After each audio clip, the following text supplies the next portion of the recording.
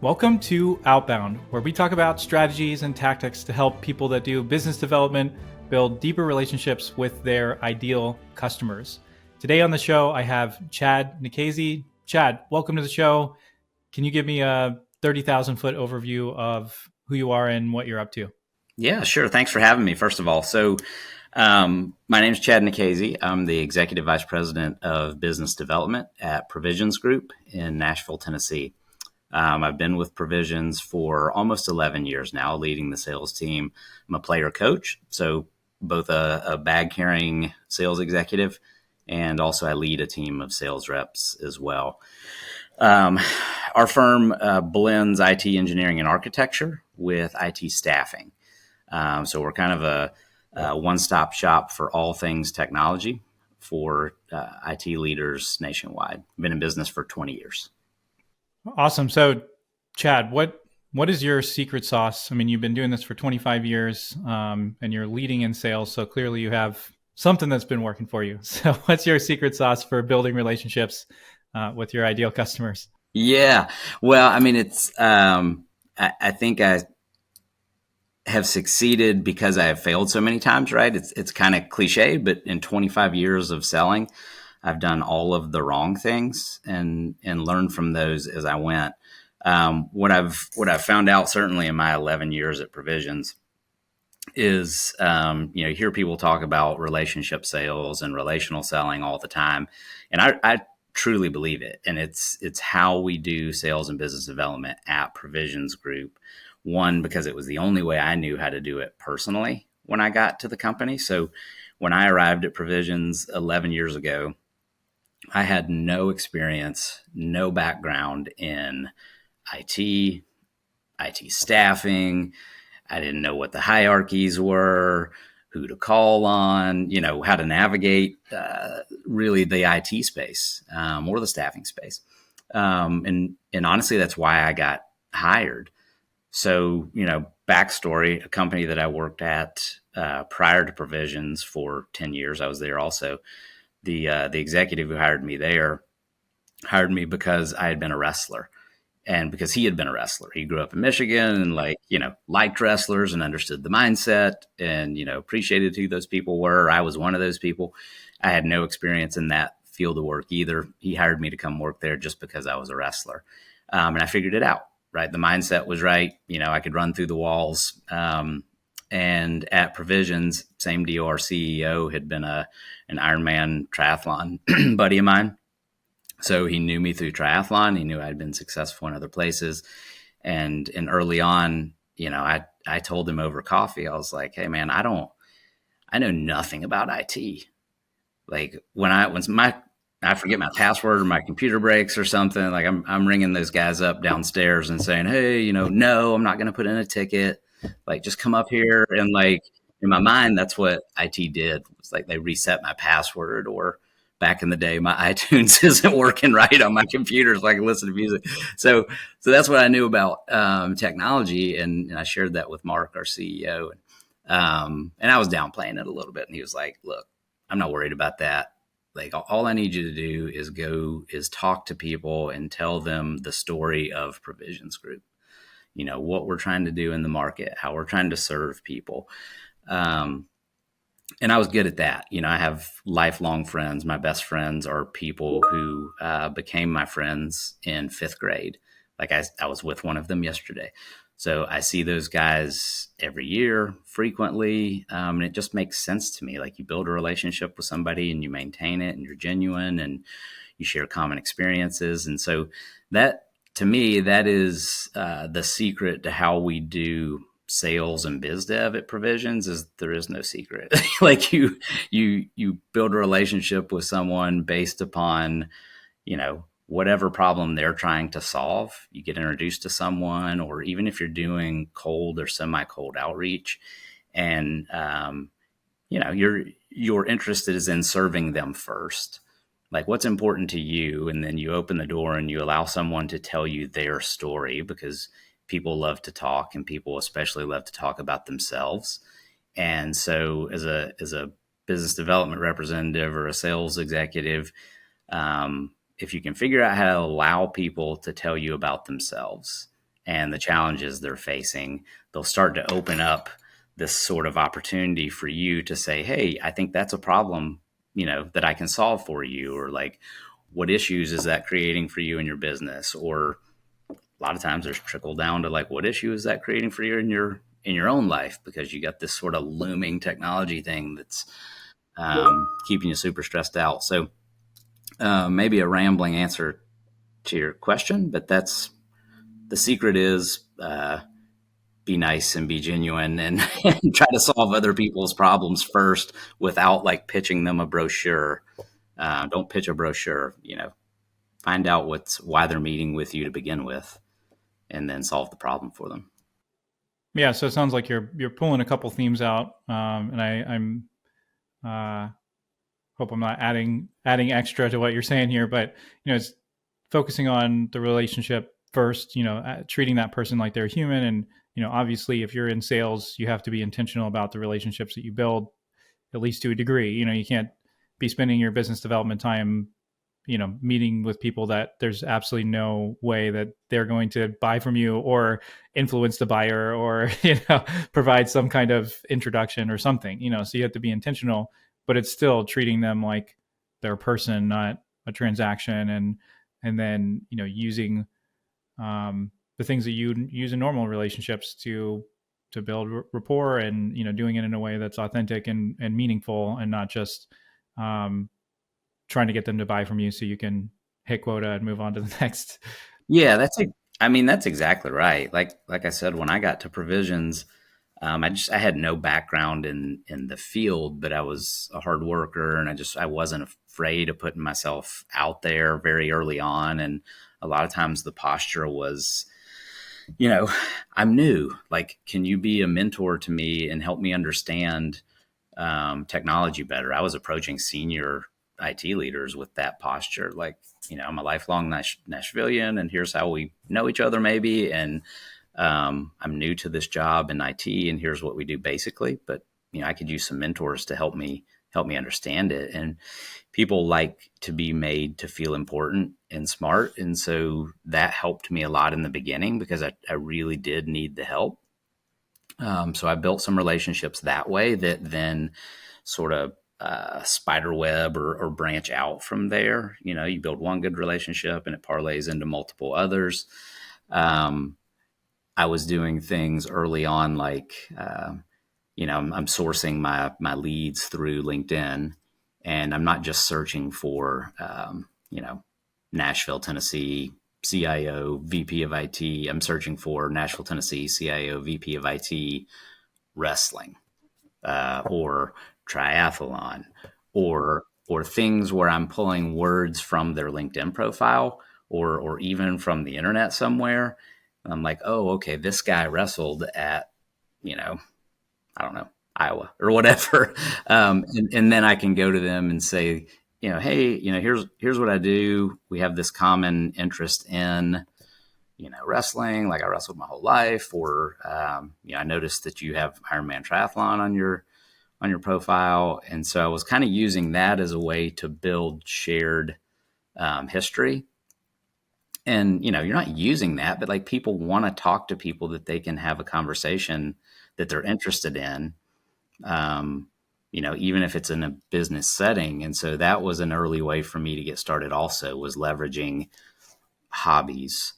I went to Middle Tennessee State University. So I immediately started looking for people who went to Middle Tennessee State University, particularly those who were about my age. So I'm 49. So I started looking for people that were at MTSU in the early 90s through the mid 90s, who were now working in tech or some sort of executive role, and kind of going to them and saying, hey, we were at MTSU at the same time, and that kind of thing. If you're in sales and using LinkedIn and you're not getting the traction you're looking for, you're going to love our Social Selling Accelerator. It's a 4-week program where we work with you to create content that gets the attention of the right people and start conversations with your ideal customers on LinkedIn. Go to outboundshow.com for more information. Yeah, it's interesting because a recent interview, it'll just be a couple before this one came out, I interviewed Matt Dixon. I brought him up a couple times because he's he wrote the book The Challenger Sale. I don't know if you're familiar with that book, but he's recently just finished a bunch of research and is working on a book specifically for business development in professional services and how it's different. And basically one of his I asked him what his biggest surprise was, and he said the biggest surprise is that the Challenger Sale personality of like the person who's going to come in and really be like kind of push other people out of, be I'm trying to remember how he phrased it, but basically like come in almost as pushing people around and saying, no, you're wrong. I'm going to challenge your point of view. This is actually how you need to be thinking about it. That works really well in a business to business only, but where you're selling a product. But he said it's actually one of the worst performing profiles for professional services. Not because it couldn't necessarily help you get an initial deal, but the people on the other end of the table don't want to be challenged all the time. They want to be challenged to a degree, but they want a little bit more aspiration. They want, to feel like somebody's on the same side of the table and, more of that human relationship. And so when you're in professional service, in some kind of professional services, where your people play a role in the product itself, even if you are delivering a product, if there's a lot of technical consulting that has to be done or anything like that, the relationship really becomes much more important. And, building those relationships and rapport, like you're talking about, it really becomes important because how do you evaluate professional services? It's different than a product where you go, okay, this product has these features, it's going to be manufactured. This one's, we're not going to be able to get it till June. This one, we could get it in April, but the pricing differential, and, you're able to kind of pit these things that are fairly clear. You can put them in, you can put it in a matrix, but how do you take two different IT consulting companies that essentially do the same thing? The pricing, might be way more for one than another, but it's still like, there's this black box, kind of this intangible element to it that the relationship all of a sudden becomes important because you have to trust that this person in this team are going to be able to help you navigate the internal change management to actually make whatever this is successful. And that's different than just delivering a product and, setting it up and getting out the door. It's much more relational. So yeah, absolutely. I mean, Jeb Blunt wrote a book. It might have been his first book or one of the first, called People by You. And that's essentially what he's saying is like, you've got to build trust with someone as the sales rep. And so a lot of times for a sales executive, if they're not buying you, like if they don't like you personally as kind of the tip of the spear, there's lots of other people that do the tech stuff that the people behind me do. And so I've got to be able to build some sort of relationship with that person based upon, shared experience and like, hey, I remember their name and I smiled and I had a firm handshake and like we go to the same church and like, grew up in the community. So once that trust is kind of established, then, pre-sales engineering or subject matter experts and things like that come in and those guys ask smart questions behind me. But by then, I've already built some level of trust. If they're going to meet with me again a second time, I've built a level of trust where they're like, okay, Chad's not going to waste my time. Seemed like a good guy. So yeah, I think you're exactly right. It's more difficult to sell something like engineering and architecture services than it is to sell, here's a widget, you need X number of widgets, and here's the unit cost, here's the volume purchasing cost. I'm not diminishing that type of sales. It's just, it's different because there's so much trust that's inherent to selling services versus selling widgets. It just takes a lot of work on the front end through a skilled sales rep to kind of build that trust. Yeah. And I mean, this will, I don't want to go down a tangent too far on this thought, but the other aspect of it is if you aren't building that trust up front before the sale, which this also makes the idea of just cold outreach to a pitch for your services today is difficult, because a lot of times if somebody's going to answer a cold pitch for a service, it means they're in the buying window already. But for services, a lot of times what you're offering is helping them to understand the problem that they're actually facing and helping them diagnose the problem, helping them come up with a framework for solving it, and then, providing the solution. But if they've already gotten to the point where they're ready to buy and they're in the buying window, a lot of times people have already figured out and decided how they're going to solve the problem. And that's not really where you make money in consulting or professional services. It's in helping to diagnose the problem, helping to solve that problem. And then also, if they've already made those decisions, you're really more of a commodity at that point, and your chance of actually selling and not having to drop your prices or compromise on delivery or all kinds of different areas, you're already too late. And so, different than a product, you really need to be having conversations and starting to educate on the challenge, potentially years, but at least months before they've gotten to the point where they really are ready to solve that problem. Yeah. No, you're right. I mean, because you can get reduced to, it's kind of a race to the bottom.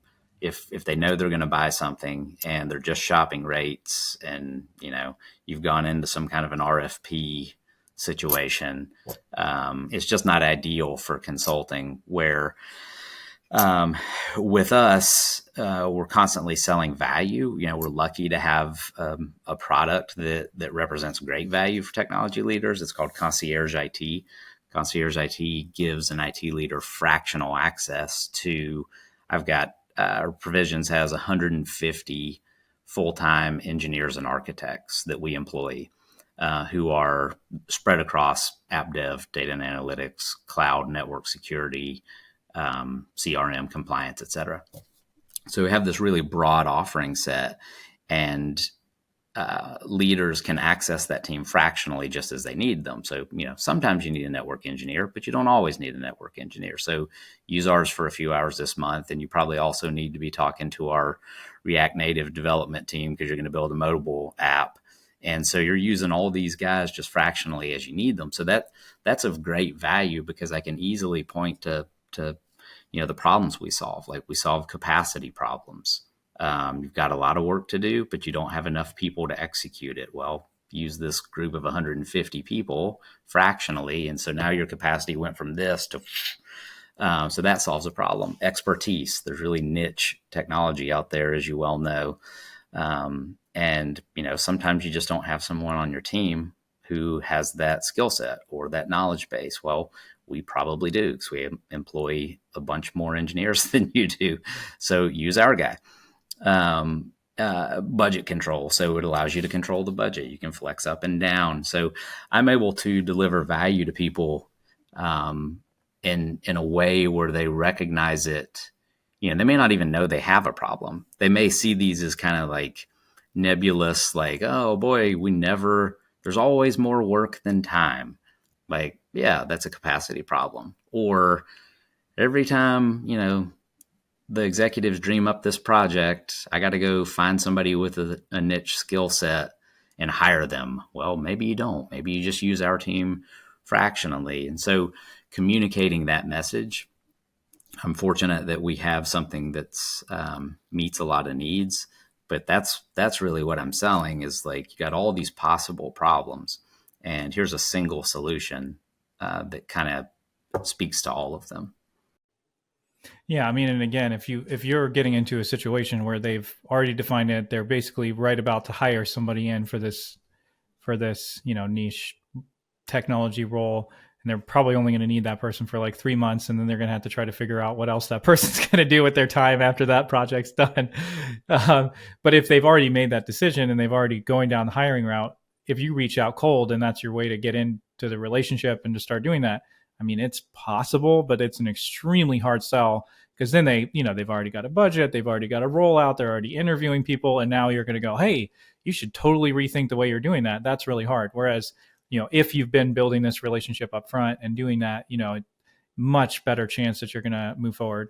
But one thing I want to ask you about is, so you're talking about building relationships and diving into relationship building. And, I know from our conversation, you said most of your clients come from that, and you've got some, 25 years of stories of success. But what does this look like practically? You kind of got into it with using Sales Navigator and looking for terms where you're going to find that commonality. But, if somebody tomorrow has kind of had more of this transactional mindset and they want to start switching over being more authentic, building relationships, what are some practical things that they could start doing to build deeper relationships?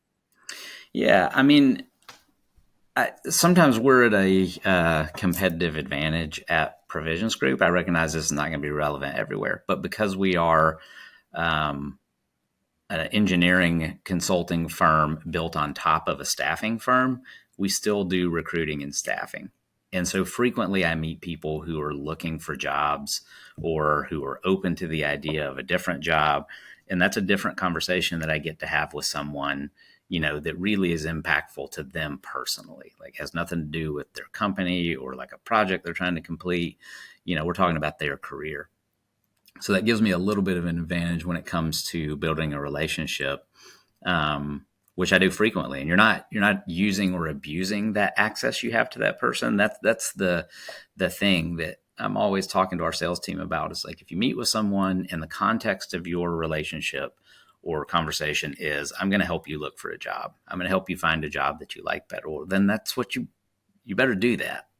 Like, you got to find a way to deliver value to that person, help them find a job, at least give them some ideas, give them tips and tricks and tools for their resume, make some freebie introductions to your network. Like, hey, Joe, you ought to meet Sam. You guys have shared interest and you're both really excited about artificial intelligence. Y'all should get coffee. Nothing in it for me necessarily. So I do a lot of kind of professional introductions like that. Where I allow people to, just broaden their own networks. So that's a broad answer. I could give you specific, like, hey, this one time type of answers, but that's really all there is to it, is like meeting with people and finding out what motivates them, both professionally and personally. And then, doing what you said you were going to do. If you're like, hey, I'm going to stay in touch with you and I'm going to send you opportunities and jobs to look at, well, then spend some time doing that. Don't just wait for the guy to call you with something to, to give you instead.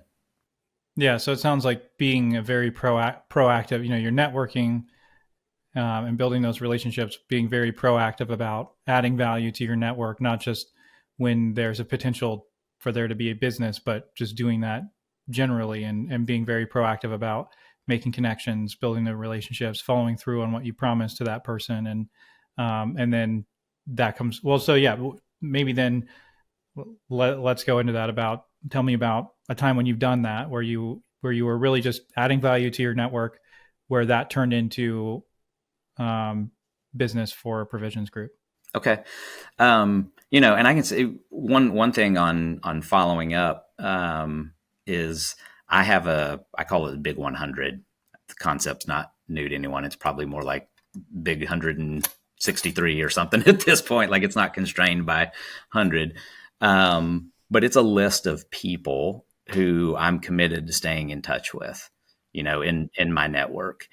And every month, I'm trying to plow through that list and stay in touch with that person. It's not a company, it's a person. They probably work somewhere.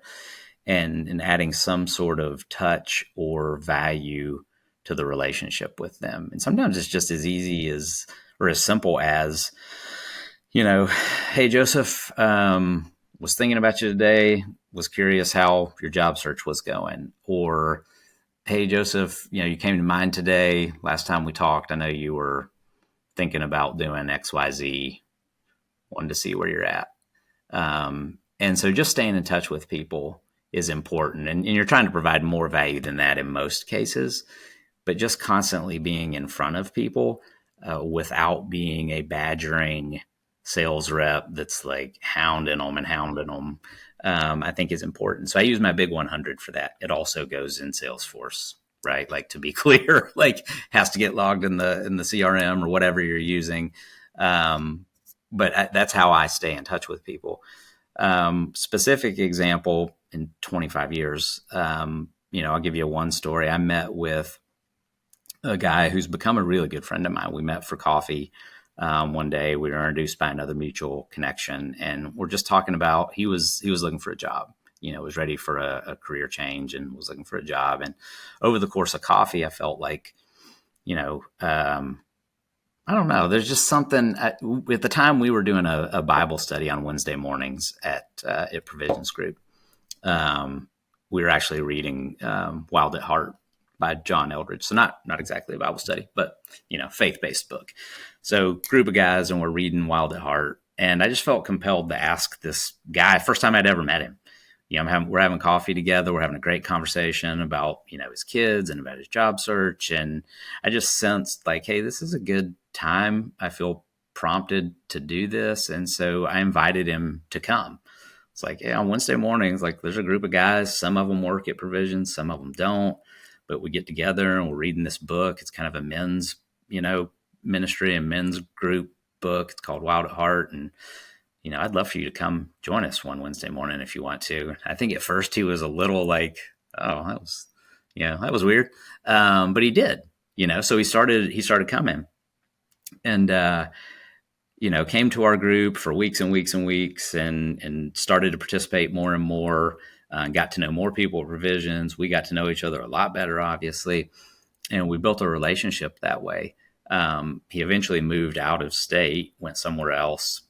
I stayed in touch with him still. We were referring things to each other. He was a director of IT at this place he went out of state. And we were still staying in touch professionally and personally. He'd come into town and we'd get coffee. And then out of the blue, he calls me. He's a CIO now at a different company. He calls me out of the blue and was like, hey, do you guys do XYZ? Like, yeah, we do a lot of that. I got a large team that does just that. And he's like, well, I need some help. And here's what it looks like. Here's the problem I need to solve. And I'm like, absolutely. Like I can get our engineers on a call with you today or tomorrow, probably, to start talking through how we can build the solution to it. He's like, no, he's like, I trust you. And so I got a budget. My budget is $40K a month. Like, will that do it? And I'm like, that'll do it. Yeah, 40K a month. It was 40K a month for 3 years. Right. But this is years down the road. Like the invite over coffee to Bible study was probably 5 years before the call about needing help came. And it wasn't like inviting him to come to a Bible study had nothing to do with me thinking he was going to give me 40K worth of business 5 years later. Like, how could I know? Like, I legitimately was trying to help the guy, and the only way I could help him in that moment, and the way I felt like I could help him in that moment, was like, I'm reading this book and it's really great. And it's about being a dad and, being young and professional and a dad. And like, I think you'd be served by that. So I invited him to that. And then that's how a relationship builds and evolves. And even if it hadn't, it would be okay. Like I've done that kind of thing dozens and dozens of times over the course of my years at Provisions, and never made a dollar off of it in most of those other interactions. But that one was like, wow, that was, people have asked, like, how'd you do that deal? Like, yeah, I invited him to a Bible study, like, and then, yeah, 5 years ago. And then we stayed in touch. So that's, I don't want to call it relationship selling, because that was not my intent. That's how you build a relationship and maintain a relationship. You find some common ground. You try to serve the person in the way that you're able to serve them right then in that moment. And then, if they like you and trust you and you have high character, sometimes it turns into sales if you're a sales guy. Yeah, I just want to pull a couple threads together as we're wrapping up here, because you talked about a lot of different things in this episode that a couple other people have mentioned in different ways on the show. So, I mentioned Matt Dixon, and he gives the example of, hey, look, when somebody makes a job change, it's a great opportunity to build relationship. But most people are just go to that person and go, hey, are you ready to buy for me? Because, they spend 70% of their budget in the first 90 days. So everybody goes, oh, opportunity to get a sale. But he's like, they all know that. And so if you go in and you're saying, hey, are you ready to buy from me now? Probably going to put a bad taste in their mouth. But if you go to them and you say, hey, saw that you just moved to Hong Kong and it looks like it's the first time you're in Asia. I'd love to introduce you to some of my partners there because they know all the best restaurants. They're always, sending messages in our Slack group about the restaurants they're going to. And, I know it took them a while to get their kids settled and they've, found some good schools, but it'd be helpful to make that introduction so that, you have some of those resources starting out and, be looking for those, like you said, having this list of people that are high value relationships. So that goes back to another episode from Kevin Lawson a few episodes ago. And he talked about exactly that. Like who are the high value relationships to you, and prioritize those, and then reach out every so often and just say that, hey, you're a high value relationship to me. I appreciate you. We built great personal relationship over the years and I know we've added value to each other over the years. So, what's up with you? What's going on? I'd love to hear about how things are going. And, just making those intentional relationship touch points and not forgetting about the people that you've been building relationship with. And if you're doing that consistently, then when there is a need, for one, there's a good chance they're going to reach out to you. But for two, if you do reach out in that moment and go, hey, I think I could help you with that, then it's not just about the sale and they don't feel like you were using them at that point. You've been building that relationship and nurturing it over years. And then, the final point on that is I think it's just a much nicer way to do business development. Like if you're in that role and you don't want to burn out as a salesperson, spending a chunk of your time building great lifelong relationships with people and pouring yourself out to serve other people, you're just going to have a much more meaningful career in sales if you're doing that versus how can I burn through as many people as I possibly can, over promise, under deliver so I can hit quota, kind of that idea that people have of sales. This is just a much more, I think, meaningful and impactful way to do sales. Agreed. That's 90% or more of my client base are people who I would consider, actually my friends at this point, because our relationship has grown to that point. It's not instant, right? You get a new client and they're not your best buddy automatically, but I've been in this job for 11 years and a lot of those folks have been with me for a big chunk of that time. So, I think the choices that you make in your life all have impact. Like, choose the hard things. I was given a talk similar to this recently, and wrestling parlayed itself to a job that parlayed to triathlon. And I can trace, I need to try to figure this out sometime, but a large percentage of the business that I've done at Provisions Group came from a single relationship that was based upon triathlon. First of all, I have this job because I did triathlon. Like I'm retired from triathlon now, but like that's how I knew our CEO. So it's how I got the job. I was working on another opportunity that I got in the door through like a mid-level person who I knew through triathlon, who got me to a CIO. And in the process of working with that CIO, I met several VPs who reported to the CIO. And then those guys over time, one of whom was the guy who came to the Bible study. Another of whom I frequently sat with while his daughter was taking swim lessons. So my daughter was on swim team, his daughter was taking swim lessons, and we'd sit together for an hour and talk, sometimes about the girls, sometimes about work, and then several of the other VPs. So a single relationship about triathlon opened the door to a guy who opened the door to 4 VPs who all sort of scattered around Nashville and brought me with them, because I had built a relationship based on different things with each one of them in their life that was important to them. And then, they become a CIO somewhere and they have VPs, and you're building this like, network of people. And it's all based upon like, hey, when I was a kid, I chose wrestling, which is a hard thing, and I got a job because of it. And then I chose triathlon because I was looking for another hard thing, and I got a job because of it. And then someone opened the door to this company because we knew each other through triathlon. And I got introduced to all these guys, and we started building a relationship based on Bible study and swim team and soccer with another one of those guys. I'm trying to think through that single relationship. But you got to be willing to invest the effort to know people, because one guy needed Bible study. One guy needed to sit with me and talk during his daughter's swim lessons. Another guy wanted to talk about the soccer team that he coaches. Another guy was a cyclist. I'm thinking of the 4 VPs that reported to the 1 CIO at that place. That's a single example. But, tons of relationships, tons of work based on a single thing, a single introduction based upon something non-work related, triathlon, got me in the door, and it trickled into like millions of dollars of business, honestly. I think that's a great place to wrap up. Chad, thank you so much for joining me on Outbound. Really enjoyed your perspective. Yeah, it was fun. Thank you.